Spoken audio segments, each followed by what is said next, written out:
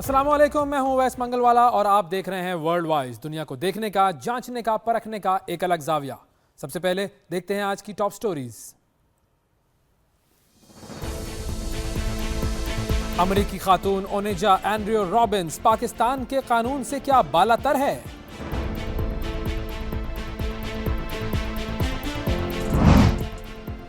امریکہ طیارہ حادثہ، سمندر سے 40 لاشیں نکال لی گئیں، مرنے والوں میں پاکستانی خاتون بھی شامل۔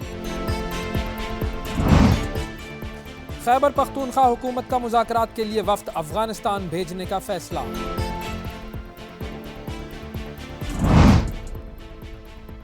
سویڈن میں قرآن پاک کی بے حرمتی کرنے والے ملعون کو گولی مار کر ہلاک کر دیا گیا۔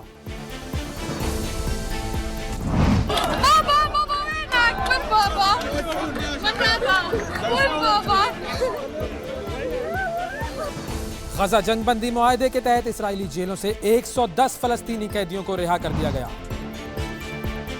اور شریف خاندان کو کس سے خطرہ؟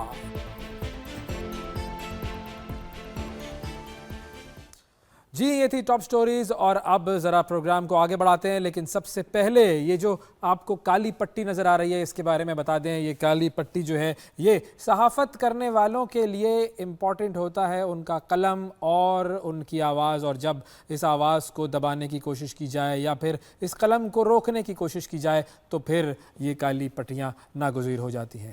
آگے بڑھتے ہیں جی، آپ کو بتاتے ہیں کہ آج کے پروگرام میں ہم کیا کرنے والے ہیں۔ سب سے پہلے لیکن بات ہوگی ایک خاتون کی، اور اس خاتون کا نام ہے جی اونیجا اینڈریو رابنس، اور یہ ایک امریکی خاتون ہے، اور اس ایک امریکی خاتون نے پورے پاکستان کے میڈیا کو، پوری پاکستانی مشینری کو یوں کہیے کہ اپنی انگلیوں پہ نچایا ہوا ہے۔ یہ خاتون جو ہے وہ امریکہ سے پاکستان آئی، نہ جانے وہ کون پاکستان کا لڑکا تھا جس کے عشق میں یہ مبتلا ہوئی، اور اس لڑکے کا بھی ظاہر ہے قصور کہ اس نے نہ جانے کیا کیا باتیں کی ہوں گی ان سے۔ خیر یہ خاتون پاکستان آ گئیں، اور اس کے بعد جب وہ لڑکا انہیں نہ ملا تو اس خاتون نے امریکہ جانے سے انکار کر دیا، اور اس کے بعد شروع ہوتا ہے ایک ایسا تماشا جو کہ بہت ہی عجیب سا تماشا ہے۔ این جی او سامنے آ گئیں جو کہ اس خاتون کو ٹکٹ لے کر دے رہی تھی کہ واپس چلے جائیں۔ اس کے علاوہ اس خاتون کا ویزا ایکسپائر ہو گیا، پھر اس خاتون کو مختلف این جی اوز جو ہیں وہ کہہ رہی ہیں کہ آپ ہمارے پاس آ کر رہ لیں، آرام سے رہ لیں، کوئی مسئلہ نہیں ہے۔ پولیس کسٹڈی اس کو سکون کے لیے اور اس کو جو سیکیورٹی کے لیے فراہم کی جاتی ہے، اور پھر اس کے بعد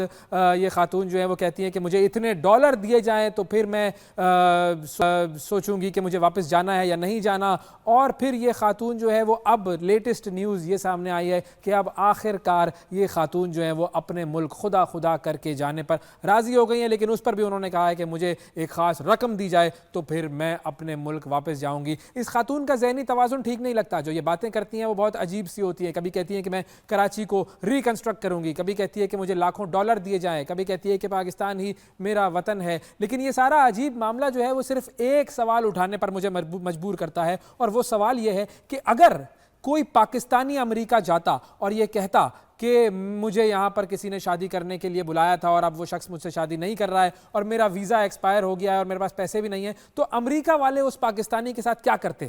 اس کو ہتکڑیاں ڈالتے اور اسے جیل میں بند کرتے اور اسے ڈیپورٹ کر دیتے۔ اور ہم کیا کر رہے ہیں؟ ہم اس عورت کی منتیں ترلے کر رہے ہیں کہ خدا کا واسطہ ہے کہ آپ اپنے ملک میں چلے جائیں، ہم اس کو ٹکٹیں لے کر دے رہے ہیں، ہم نے اسے سر پر بٹھایا ہوا ہے اور سارا میڈیا اسے کور کر رہا ہے، اس کا ویزا ایکسپائر ہونے کے باوجود وہ عورت جو ہے وہ جیل میں نہیں ہے۔ یہ ہے فرق ایک آزاد ذہن کا اور ایک غلام ذہن کا۔ کیا ہوا اگر وہ خاتون جو ہے وہ ایک امریکی خاتون ہے، اس نے یہاں پر آ کر اس کا ویزا ایکسپائر ہوا تو ہم جیسے یہ سمجھ رہے ہیں کہ اگر آقا کے دیش سے کوئی آ گیا ہے تو ہم نے اس کی خدمت کرنی ہے۔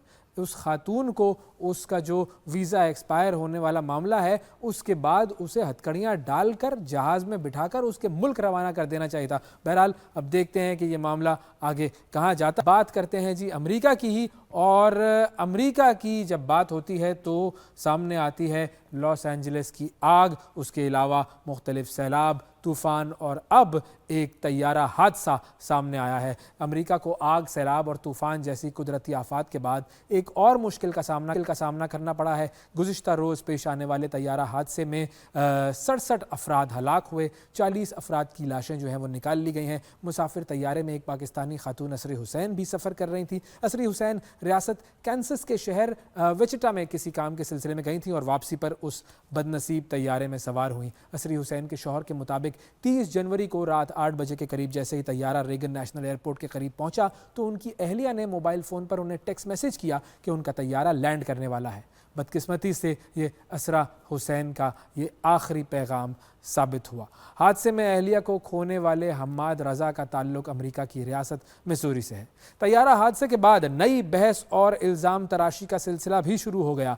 ट्रंप ने हादसे का जिम्मेदार जो बाइडन और डेमोक्रेटिक पार्टी को ठहराया। व्हाइट हाउस में खिताब के दौरान डोनाल्ड ट्रंप ने दावा किया कि फेडरल एविएशन अथॉरिटी में नाअहल और डिसेबल्ड लोगों की भर्तियां हादसे की वजह बनी। ट्रंप ने साबिक सदूर जो बाइडन और बराक ओबामा को काफ़ी तनकीद का निशाना बनाते हुए उन पर इल्ज़ाम आयद किया कि उन्होंने ट्रैफिक कंट्रोल की नौकरियों के लिए ऐसे लोगों को भर्ती किया जो कि मामूली जहानत के हामिल थे और इस नौकरी के लिए बेहतरीन जहानत की ज़रूरत होती है। इसी हवाले से वज़ीर दिफा पीट हेग्सेथ ने यह भी कहा कि फ़ौजी हेलीकॉप्टर तरबियती मिशन पर था जिस दौरान गलतियां हुई। मीडिया रिपोर्ट्स के मुताबिक अमेरिका की फेडरल एविएशन अथॉरिटी के सरबराह ने एलॉन मस्क के साथ इख्तलाफात के बाइस ट्रंप की हलफ बर्दारी से पहले ही अपने ओहदे से इस्तीफ़ा दे दिया था और हादसे के वक्त FAA में सरबराह और नायब सरबराह समेत 8 असामियाँ खाली थी।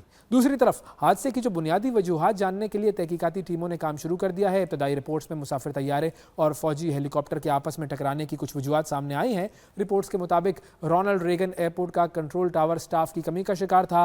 2 की जगह 1 कंट्रोलर से काम लिए जाने का इंकशाफ हुआ है। एक रोज़ पहले भी एक परवाज़ को रास्ता तब्दील करने पर जोर दिया गया था।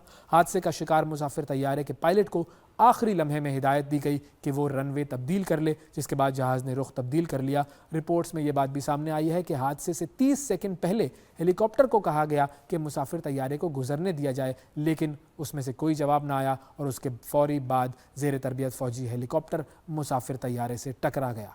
तबाह होने वाले जहाज़ और हेलीकॉप्टर के ब्लैक बॉक्सेस मिल गए हैं। मज़ीद तफ्तीश जारी है और साथ ही साथ ये सवाल भी पैदा हो रहा है कि अहम एयरपोर्ट्स के अतराफ़ में ज़ेर तरबियत फ़ौजी हेलीकॉप्टरों को परवाज़ की इजाज़त किसने दी थी। अगली खबर की तरफ जाते और बात करते हैं जी अफ़गानिस्तान की। जी अफ़गानिस्तान के साथ जो मामलात हमारे चल रहे हैं उस हवाले से अब एक पेशरफ्त सामने आई है। पाकिस्तान की अफ़गानिस्तान के साथ सिफारतकारी के ज़रिए अमन कायम करने की एक और कोशिश। खैबर पख्तूनख्वा हुकूमत का अफ़गानिस्तान से मुज़ाकरात के लिए वफ़द अफ़गानिस्तान भेजने का फ़ैसला।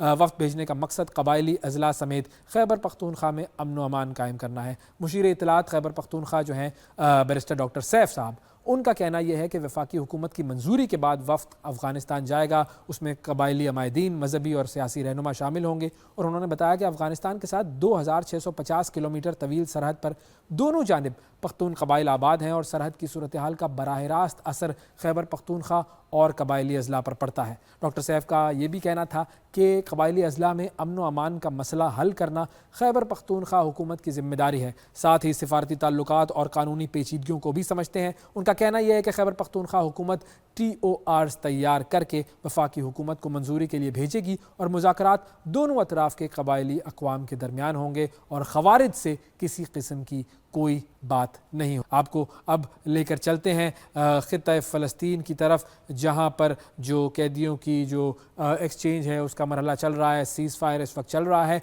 गज़ा जंग बंदी मुआहदे के तहत इसराइली खातून फ़ौजी एगमबर्गर खातून एरबेल यहूद समेत 3 यरगमालियों को रिहा कर दिया गया है, जिसके बदले इसराइली जेलों से 110 फ़लस्तीनी कैदियों को भी रिहाई मिली। आज रिहा होने वाले फ़लस्तीनी कैदियों में उम्र कैद के 32 कैदी जबकि 30 बच्चे भी शामिल थे। आज़ादी हासिल करने वालों में वो लोग भी हैं जिन्होंने 2 दिहाइयों से अपनों की शक्ल नहीं देखी थी।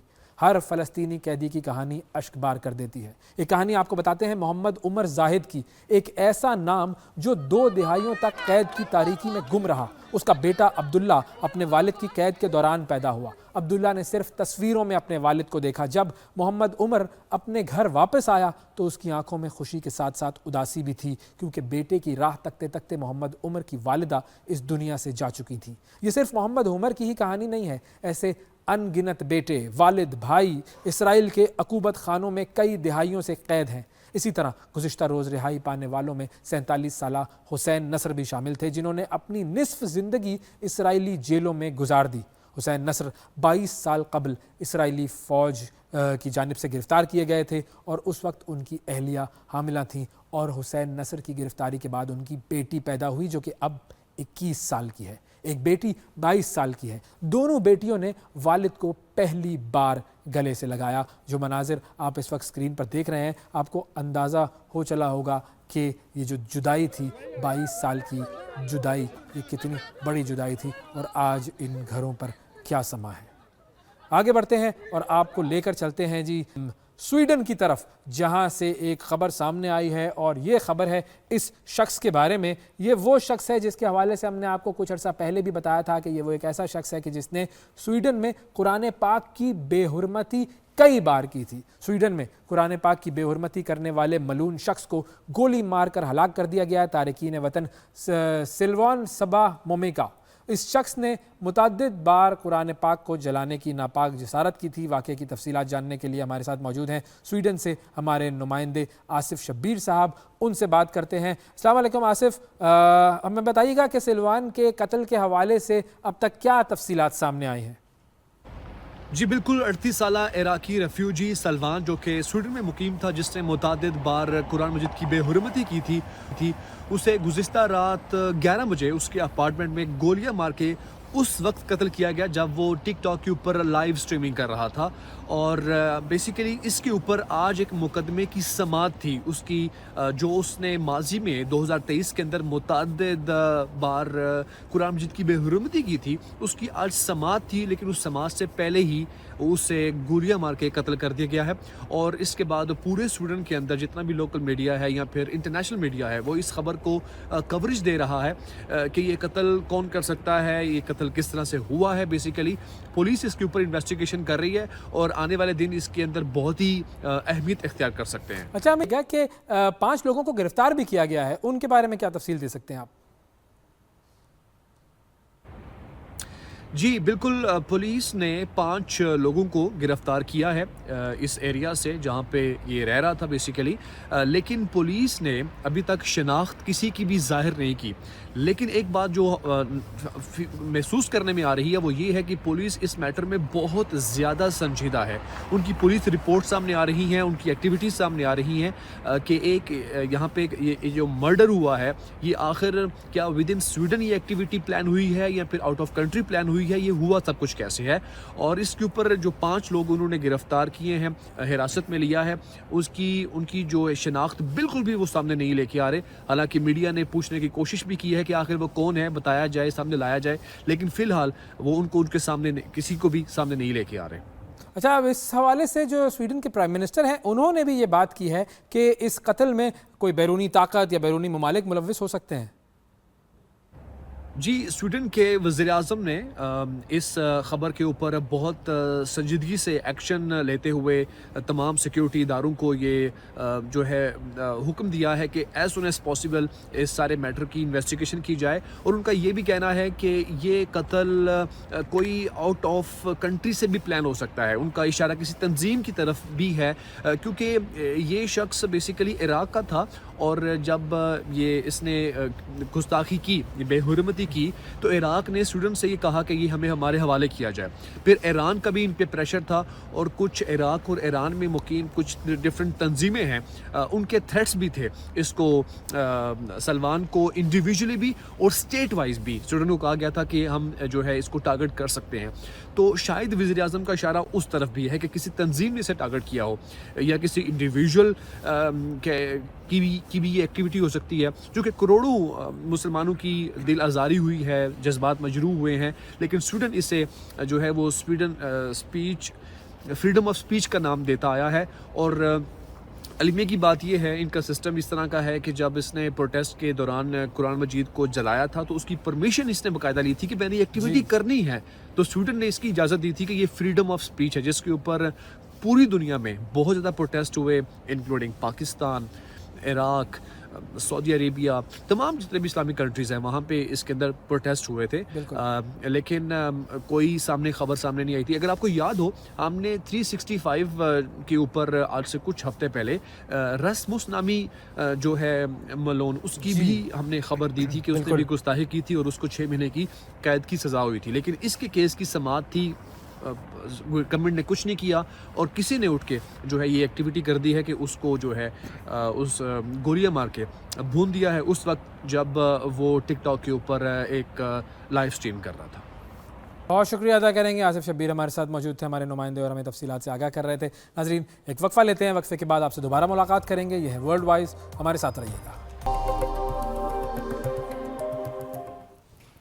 ویلکم بیک جی. بریک کے بعد ایک مرتبہ پھر آپ کو ورلڈ وائز میں خوش آمدید کہتے ہیں, اور اب آپ کو لے کر چلتے ہیں برطانیہ کی طرف, جہاں سے ایک تشویشناک خبر سامنے آئی ہے. وہ یہ کہ شریف خاندان کے جو افراد ہیں ان پر ایک حملے کا خطرہ ظاہر کیا گیا ہے. نامعلوم افراد کی طرف سے پرتشدد حملے کی جو ایک نیوز ہے وہ سامنے آئی ہے, اور یہ خطرہ ہے جو کہ میٹ پولیس نے شریف خاندان کے ارکان کو اس سے آگاہ کیا ہے. اب اس خطرے کی تفصیل کیا ہے, پولیس نے کیا کہا ہے, اس حوالے سے ہم بات کریں گے. ہمارے ساتھ برطانیہ سے سینئر صحافی اظہر جاوید صاحب موجود ہیں. السلام علیکم اظہر صاحب. جی وعلیکم السلام.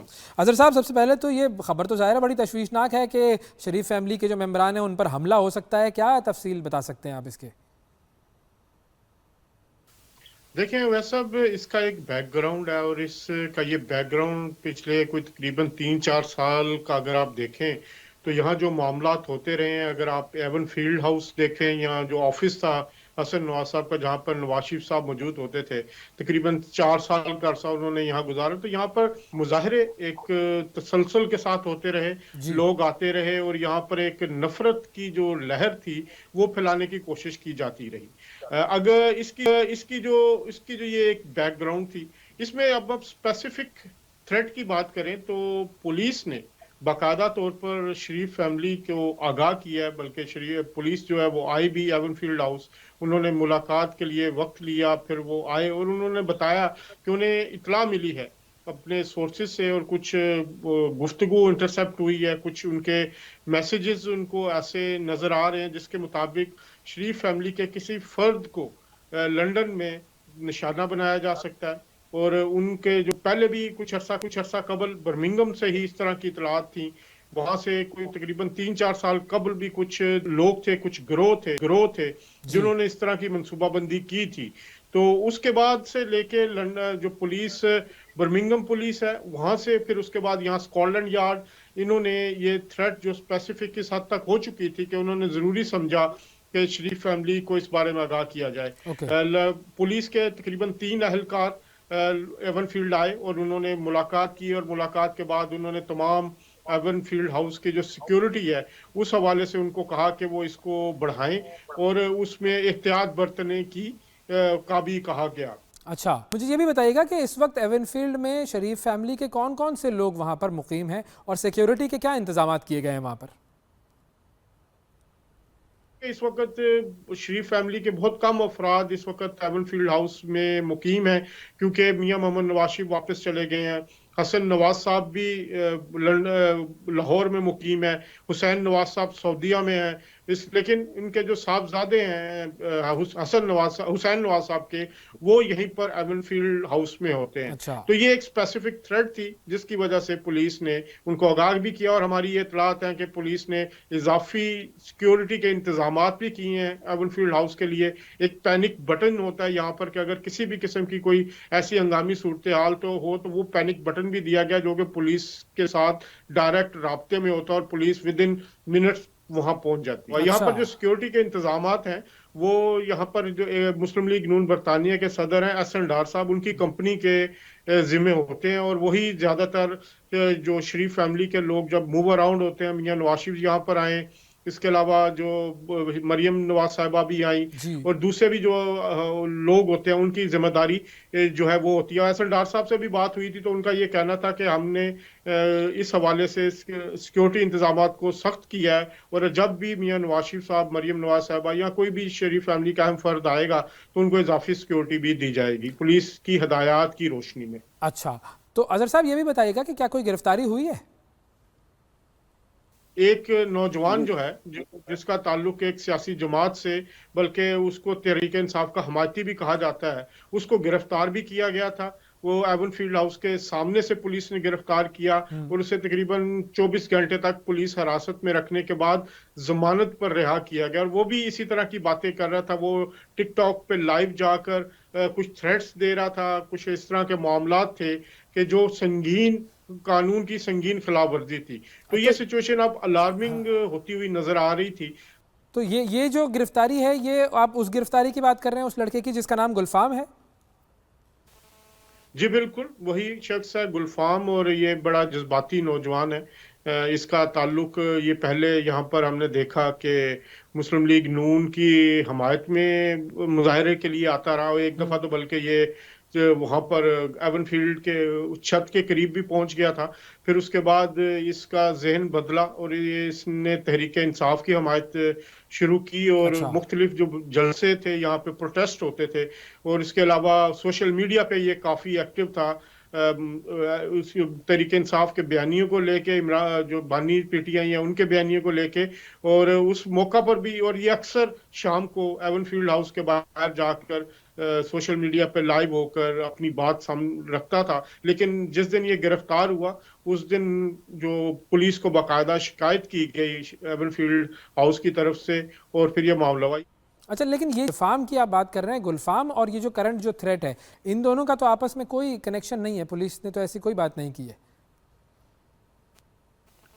जी अभी तक तो जो हालात हैं, ये दोनों वाकयात अलग अलग हैं, क्योंकि वो नौजवान जो है गुलफाम जिसका नाम है, वो अक्सर वहां आता रहता है, और उसको जब गिरफ्तार किया गया तो उसके फोन भी उससे ले लिए गए और उसके खिलाफ इन्वेस्टिगेशन हो रही है, और गुलफाम को रिहा भी कर दिया गया। और गुलफाम ने भी यही बताया था कि वो जज्बाती हो गया था इमरान खान साहब के हवाले से। जब उनको सजा हुई तो इस मौके पर उसका वो जज्बाती रद्द अमल था।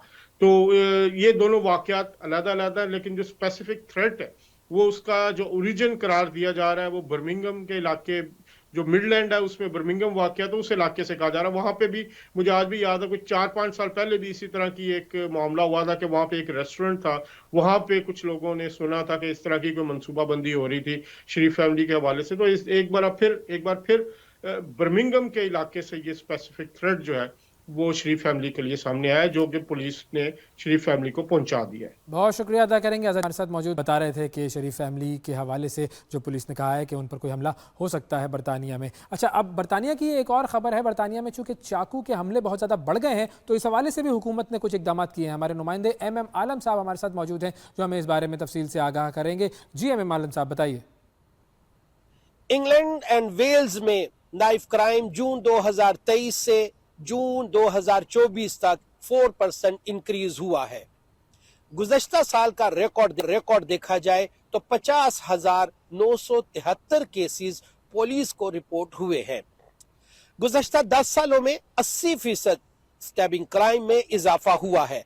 मार्च 2023 से लेकर मार्च 2024 तक 225 लोगों को कत्ल किया गया, जिनमें से 78 केसेस ऐसे हैं जिनकी उम्र 25 साल से कम थी, जबकि 3,801 लोग जख्मी हालत में हॉस्पिटल में लाए गए। इनमें से 1,439 केस ऐसे हैं कि जिनकी उम्र 24 साल से कम थी। 30 जुलाई 2024 को डांस एकेडमी में चाकू के वार से 3 बच्चियों को कत्ल किया गया, जिसके बाद इसको मुसलमानों के साथ जोड़ा गया और मजहबी मुनाफरत फैलाई गई और पूरे मुल्क में हंगामा आराई की गई। बरतानवी हुकूमत ने 24 सितंबर 2024 को यह कानून बनाया है कि ज़ुम्बीज नाइफ बेचना, बनाना, खरीदना, इंपोर्ट करना या किराए पे देना ममनू है और ये गैर कानूनी है। प्रोहिबिटेड ऑफेंसिव वेपन के जुमरे में ये आएगा। होम ऑफिस ने 26 अगस्त 2024 तक की डेडलाइन दे रखी थी कि जिनके पास ऐसे चाकू या हथियार मौजूद हैं वो जमा करवा दे। वैसे भी बरतानिया में 3 इंच से ऊपर वाले ब्लेड का चाकू जो है वो पब्लिक प्लेस पर साथ लेकर जाना या रखना ममनू है। आप किसी भी शॉपिंग मॉल में जाएं, आपको नाइफ खरीदना हो तो वहां पैकेजिंग आपको खाली मिलेगी और उसके अंदर छुरी या चाकू की शेप तो बनी हुई होगी, प्राइस भी लिखी होगी, मगर अंदर वो मौजूद नहीं होगी। टिल पर जब आप जाते हैं, आप पेमेंट करते हैं तो अंदर से वो लाकर आपको दी जाती है। अगर टिल ऑपरेटर को महसूस हो कि खरीदने वाले की उम्र کم ہے تو جب تک اس کی آئی ڈی نہ دیکھ لی جائے تب تک نائف چاقو کسی قسم کا اس طرح کا جو آلہ ہے وہ بیچنا ممنوع ہے. بچر نائفز یا شیف نائفز یہ عمومی طور پر عام شاپنگ سینٹر سے نہیں ملتے. مختلف کمپنیز ہیں جو سپلائی کرتی ہیں, ان کے سپلائر آتے ہیں اور دیکھنے کے بعد ایگریمنٹ کرنے کے بعد وہ نائفز دی جاتی ہیں, اور ان کو تیز کرنا ہو تو بھی کمپنی والے ہی آ کر وہ نائفز وہ تیز کر کر دیتے ہیں. بالکل ٹھیک جی, بہت شکریہ ادا کریں گے. ایم عالم صاحب ہمارے ساتھ موجود تھے اور برطانیہ میں چاقو کی آن لائن فروخت کے حوالے سے جو قوانین ہیں اس بارے میں ہمیں آگاہی فراہم کر رہے تھے. ناظرین ایک چھوٹا سا وقفہ لیتے ہیں, وقفے کے بعد دوبارہ حاضر ہوں گے, ہمارے ساتھ رہیے گا. Welcome back. بریک کے بعد ایک مرتبہ پھر آپ کو ورلڈ وائز میں خوش آمدید کہتے ہیں, اور اب آپ کو لے کر جاتے ہیں ہم یونائٹڈ اسٹیٹس آف امریکہ کی طرف. جی, امریکہ میں صدر ٹرمپ کا جو اقتدار ہے اس کا سورج طلوع ہوا ہے, اور صدر ٹرمپ نے بہت ہی اگریسو موڈ میں اپنی جو یہ دوسری اننگ ہے امریکہ کے صدر کے طور پر یہ شروع کی ہے. امریکہ میں صدارت کے منصب پر آنے والی جو تبدیلی ہے اس کے اثرات محض امریکہ میں ہی نہیں بلکہ عالمی منظرنامے میں بھی ہلچل پیدا کر دیتے ہیں. ڈونلڈ ٹرمپ کی شکل میں ہوئی اس تبدیلی سے عالمی سطح پر غیر یقینی کی کافی صورتحال پیدا ہو گئی ہے. تمام ممالک اپنی خارجہ پالیسی اور امریکہ سے تعلقات کو ری وزٹ کر رہے ہیں, اور اس میں چین اور روس جیسے امریکہ کے حریف ممالک بھی شامل ہیں. بھارت نے بھی اوول آفس تک رسائی حاصل کرنے کے لیے پھرتیاں دکھانا شروع کر دی ہے. اب اس کوشش میں امریکی صدر ڈونلڈ ٹرمپ اور بھارتی وزیر اعظم ان دونوں کے درمیان ٹیلی فونک رابطہ بھی ہوا ہے. پاکستان اس سلسلے میں کیا سوچ رہا ہے؟ پاک امریکہ تعلقات ٹرمپ دور میں کیا رخ اختیار کریں گے؟ اس حوالے سے ہم بات کریں گے. ہمارے سے ماہر عالمی امور ڈاکٹر ہما بقائی صاحبہ. السلام علیکم ڈاکٹر صاحبہ.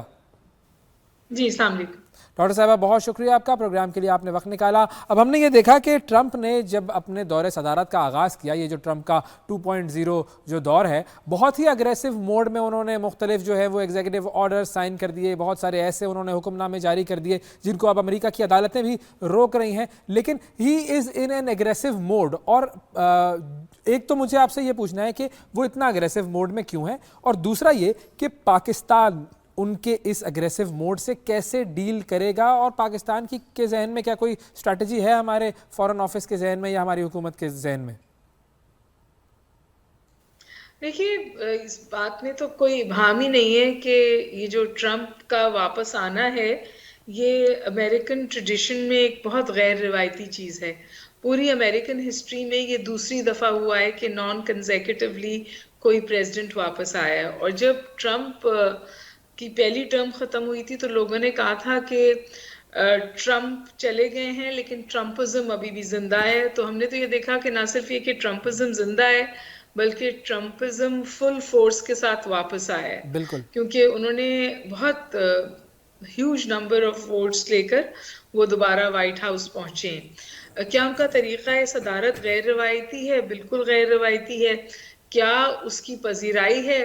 اس کی پذیرائی ہے, لیکن اس حوالے سے انہیں امریکہ کے اندر سے بالخصوص ایک پش بیک بھی آ رہا ہے, اور کچھ چیزوں پر اور کچھ ایگزیکٹو آرڈرز پہ انہیں پیچھے بھی ہٹنا پڑ رہا ہے. لیکن ان کی جو فورن پالیسی ہے اس میں ایک بات بالکل کلیئر ہے, وہ لینڈ وارز کی طرف نہیں جانا چاہتے, لینڈز وار کو ختم کرنا چاہتے ہیں, لیکن ٹریڈ وارز اور اکنامک فورس پر وہ بہت اگریسو ہیں. بالکل.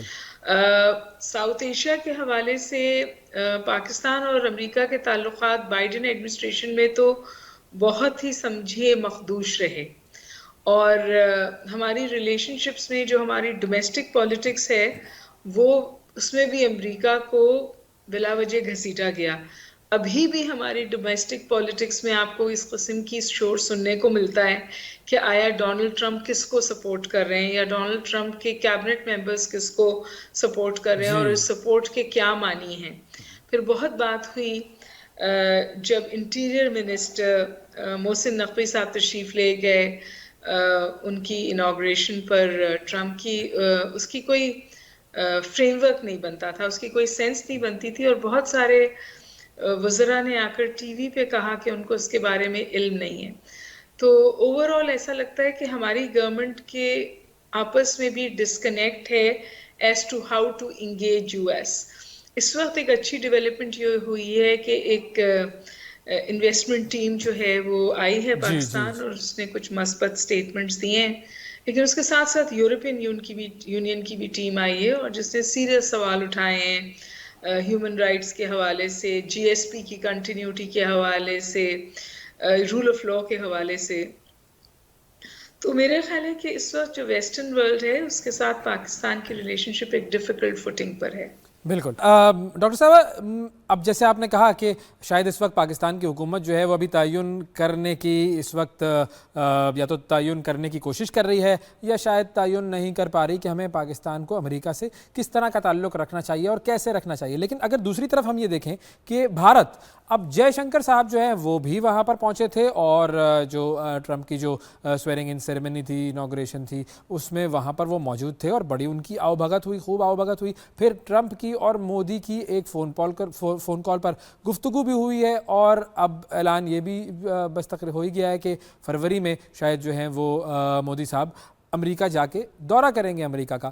تو بھارت جو ہے وہ دیکھیں کہ کس طریقے سے اپنی ریلیشن شپ امریکہ کے ساتھ بہتر بنانے کے لیے لگا ہوا ہے اور ہم یہ نہیں کر پا رہے ہیں. یہ ایک کنسرن پوائنٹ ہے.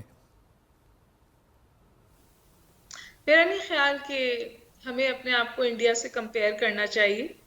دا کمپیریزن از ناٹ فیئر.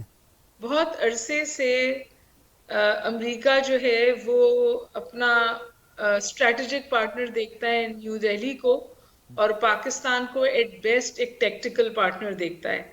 اور دا فیکٹ کہ پاکستان کی چائنا کے ساتھ بھی کنورجنس ہے, وہ بھی پاکستان امریکہ تعلقات میں تھوڑا سا سمجھیے اٹکاوے کے طور پر سامنے آتی ہے. تو میری ذاتی رائے یہ ہے کہ ہمیں ریلیشن شپ کو ٹرائی اینگولر بنانا ہی نہیں چاہیے. اچھا, let it be a bilateral relationship. جو امریکہ کی نیو دہلی کے ساتھ ریلیشن شپ ہے اس کی ٹرمز آف انگیجمنٹ, اس کے ڈائنامکس بالکل مختلف ہیں اس سے جو ہماری ہے. اور جہاں تک ٹرمپ کا غیر روایتی طریقہ صدارت ہے تو انہوں نے مودی کے سامنے بھی بہت ساری ڈیمانڈز رکھی ہیں, انکلوڈنگ یہ کہ وہ زیادہ آرمز خریدے امریکہ سے. لیکن جو ان کی کنورجنس ہے وہ اس وقت بالکل مختلف ہے. انڈیا ایمرجنگ اکانومی ہے, اپنے آپ کو نیٹ سیکیورٹی پرووائڈر کہتا ہے انڈین اوشن کا. جو چائنا کے ساتھ انڈیا کی ریلیشن شپ ہے وہاں پر انڈیا, جو چائنا کی امریکہ سے ریلیشن شپ ہے وہاں انڈیا جو ہے وہ نیو دہلی اور واشنگٹن میں کنورجنس ہے ٹو کاؤنٹر چائنا. تو ہماری اور ان کی ریلیشن شپ کا کمپیریزن نہیں بنتا ہے. ہماری ریلیشن شپ ڈفرینٹ فوٹنگ پر ہے اور ان کی ریلیشن شپ ڈفرینٹ فوٹنگ پہ. اور دوسری بات یہ کہ پاکستان کی جو معاشی کمزوریاں ہیں اس نے پاکستان کو ہوسٹج کر رکھا ہے بہت سارے ایسے اداروں کے ساتھ جن پر امریکہ کا بہت اثر رسوخ ہے. تو جو ہمارا میجر کنسرن ہے وہ یہ ہماری اس وقت ایگزسٹنگ ڈومیسٹک پرابلمز ہیں جو پھر ہماری فورن پالیسی کو اس طرح سا آگے لے جانے کی اجازت نہیں دیتی جس طور شاید انڈیا کو دیتی ہے. بالکل. اور جو ہماری اکنامک سچویشن کی آپ نے بات کی, ابھی بہت سارے لوگ اس بات سے بھی کنسرنڈ ہیں کہ امریکہ نے جو یہ اعلان کیا ہے کہ ہم اپنی ایڈ بہت سارے ممالک کو جو ہم دے رہے ہیں وہ بند کر رہے ہیں. ظاہر ہے وہ انہوں نے 90 دن کے لیے بند کیے, لیکن یہ کہ وہ ایڈ بند کر رہے ہیں تو پاکستان جو ہے وہ اس سے کتنا افیکٹ ہوگا, اس پر پاکستان پر اس چیز کا کتنا امپیکٹ آئے گا؟ دیکھیے, امریکہ کے اندر سے بھی ایسے بہت سارے اناؤنسمنٹس پہ ریزینٹمنٹ آ رہی ہے کیونکہ this is seen as impeachment of freedom of expression. Pakistan پہ اس کا اثر دیکھیے, جو انہوں نے کہا ہے کہ امداد بند کر دی ہے تو اس کے امداد کا اتنا کوئی بہت زیادہ اثر نہیں ہوگا. بہت بڑی امداد نہیں تھی اور اس سے زیادہ تو ہمیں ریمیٹنسز آتی ہیں باہر سے. تو ٹھیک ہے, اٹس ناٹ نائس, بٹ اس سے یہ نہیں ہے کہ کوئی ہماری معیشت رک جائے گی. لیکن سوال یہ ہے کہ کیا تعلقات کو بہتر فوٹنگ پہ لانے کی کوشش کرنی چاہیے. میرا خیال ہے ہماری انرجیز وہاں فوکس ہونی چاہیے. اسی طرح جو ٹیرف کے حوالے سے اسٹیٹمنٹس آیا ہے کہ وہ ٹیرف امپوز کریں گے, تو ہم دیکھ رہے ہیں چاہے کینیڈا ہو چاہے چائنا ہو جو ٹرمپ کی ٹیرفز کی زیادہ زد میں ہیں, انہوں نے آلٹرنیٹیو اسٹریٹجیز بنانی شروع کر دی ہیں. تو میرا خیال ہے کہ آپ جو کنٹرول کر سکتے ہیں اس پہ کام کرنا چاہیے نا. تو میرا خیال ہے first of all or economy, or internal political construct جو اس وقت انتہائی ٹاکسک ہے, ہمیں لگتا ہے کہ ہم دلدل میں پھنسے ہوئے ہیں, ہم آگے نہیں بڑھ رہے ہیں. بالکل. اور last but not least, over all جو پاکستان کا امپریشن اس وقت جا رہا ہے کہ شاید کوئی لالس اسٹیٹ پاکستان تقریباً کے طور پر سامنے آ رہی ہے, یا جہاں رول آف لا کمپرومائزڈ ہے.